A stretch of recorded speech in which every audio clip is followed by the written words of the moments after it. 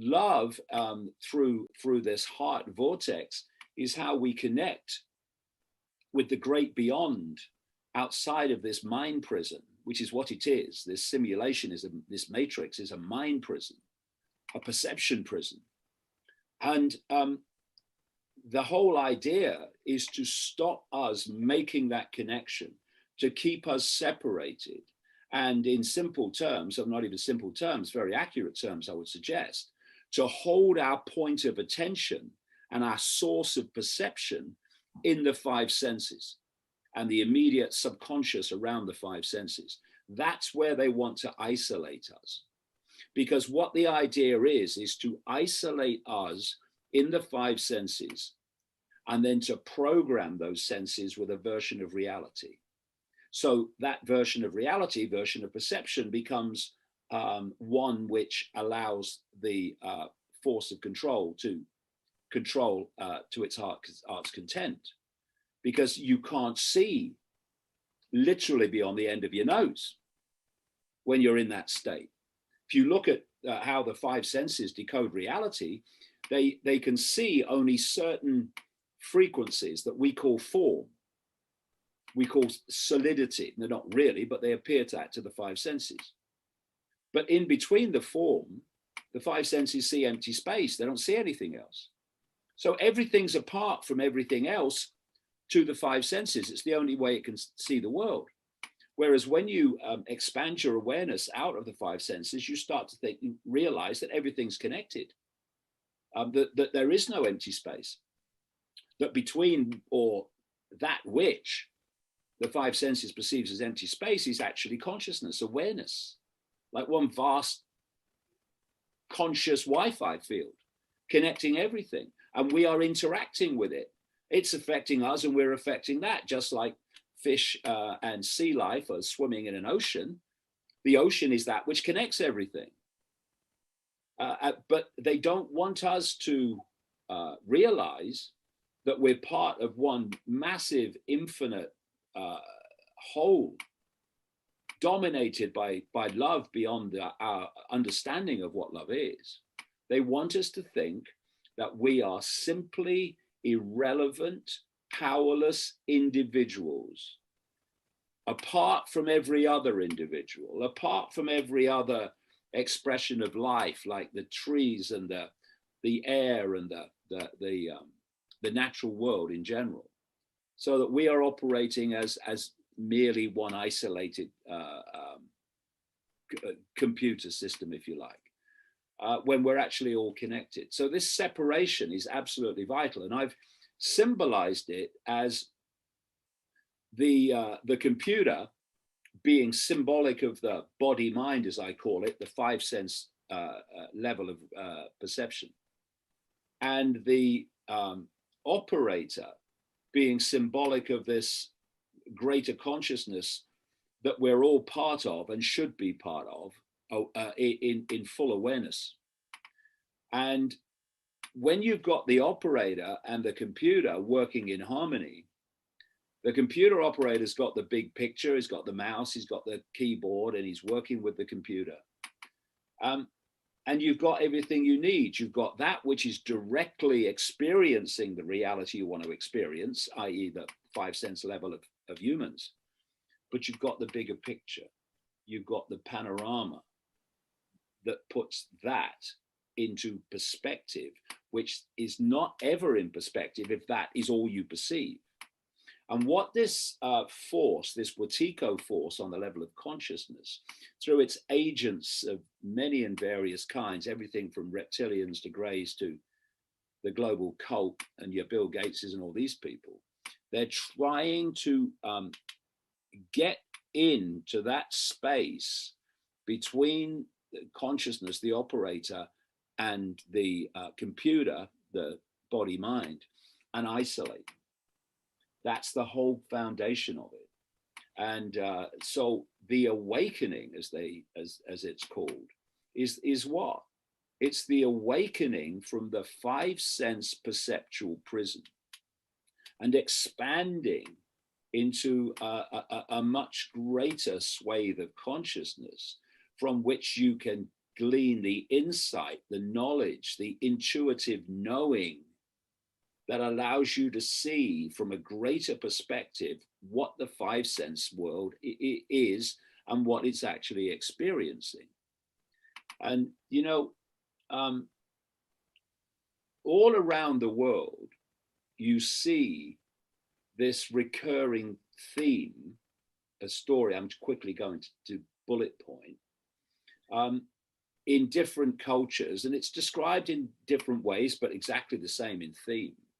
Different names and, you know, different ways of describing it, but it's the same theme.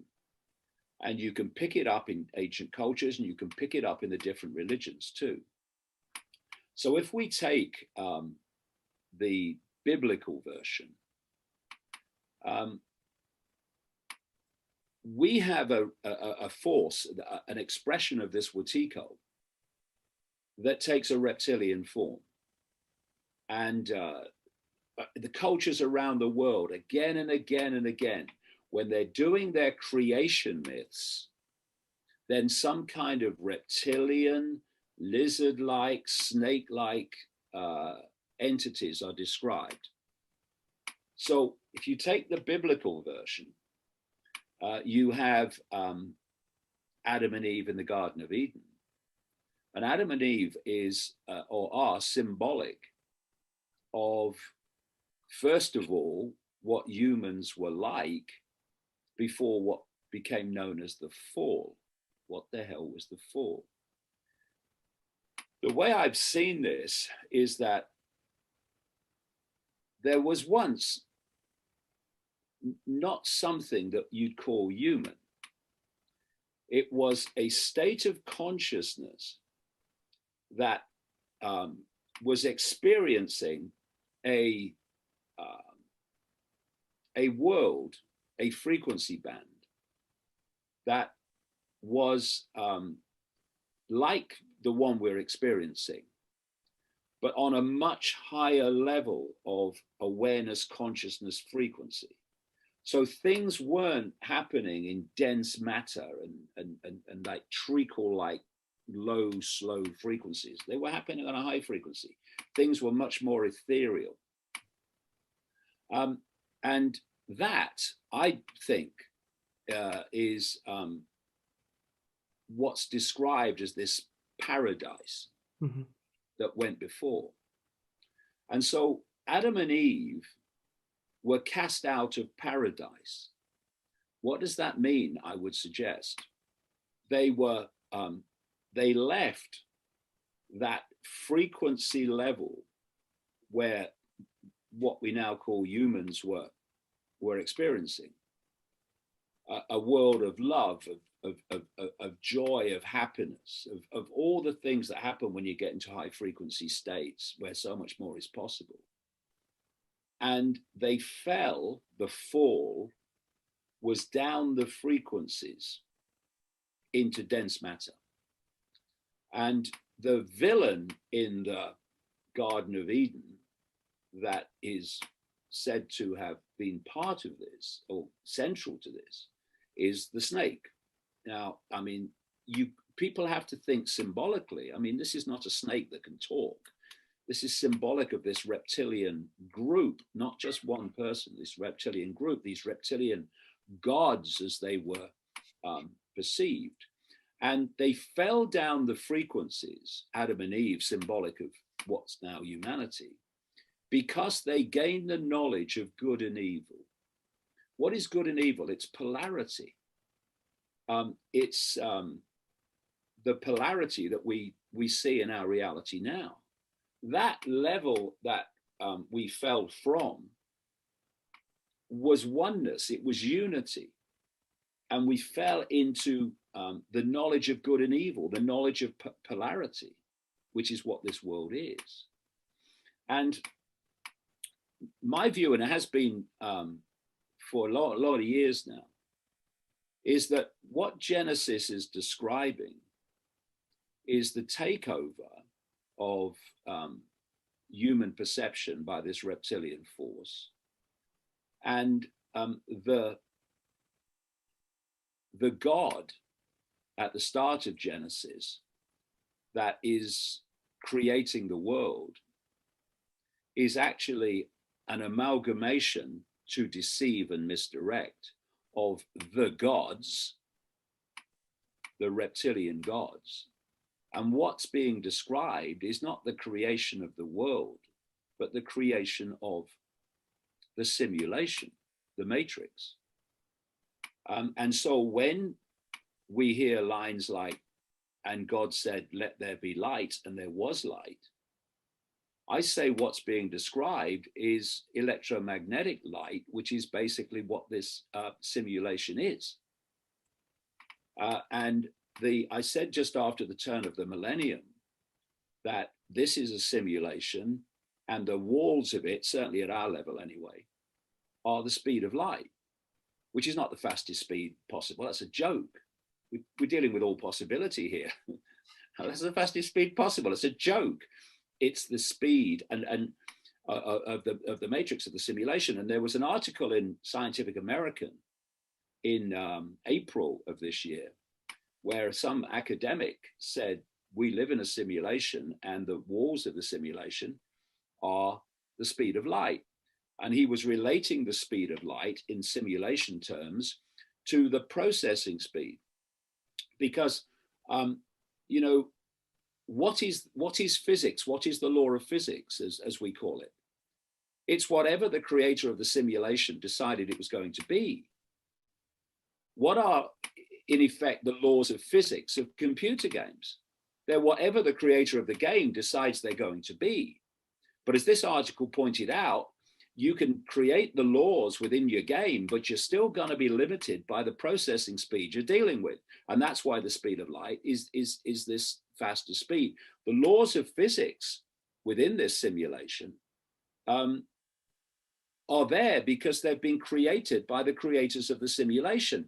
That's why when people have near-death experiences, they leave the body, which is locking us into the simulation through the five senses, and they experience a totally different version of physics, where past, present, and future all kind of happen at once in the same now. But within the simulation, we have time, creation of the simulation. We have all these other illusions, which are the creation of the simulation. So you had this this treasure trove of documents that were found at Nagamadi in 1945, about 75 miles north of Luxor in Egypt, which was an earthen jar of the writings of the Gnostic people. And it's reckoned that they were put in that jar about, I don't know, 400 AD, something like that. And about a fifth of these writings were about what they called archons, which is Greek for rulers, who were manipulating human society. And what they say in these writings is that this world is a fake world. It's a fake reality created by this archontic force to enslave humanity in an illusion. And when I've got all the writings up here in two very, very big books, and I went through all of them, and what you see, they're describing a virtual reality universe. That's what they're describing in their own language, what we would call today virtual reality. One of the great things today is that because of the technological advancement, so-called, we've now got the analogies to and the experience of virtual reality to actually describe what this reality is. So if you look at the Matrix movies, the people around the Morpheus character in the ship, they never entered the Matrix physically. They entered it perceptually. And so they would sit in that chair and there'd be a probe in the back of their neck, actually where the reptilian brain is, what they call the reptilian brain part of the human brain. And that information would then be decoded by the brain in the very same way as you're sitting in a room and you put a headset on of a virtual reality game, and now your brain is its decoding of what we call normal reality, i.e. the simulation, is overridden by the information from the game, and people start to thrash about as if what's being presented to them in the headset is actually real. And it's the same principle. So this probe goes in the back of the neck, and the brain, which is not the source of consciousness, it's a processor of information, starts to process that information, and suddenly the person experiences being in the matrix. But they're not actually in the matrix except through here. And so you had this simulation created, and then you had the human body created, Adam and Eve and all that stuff, which was the vehicle to entrap. This is what the Gnostics said: the body is a trap, to entrap consciousness, perception in the body, and the body was the interaction with the game.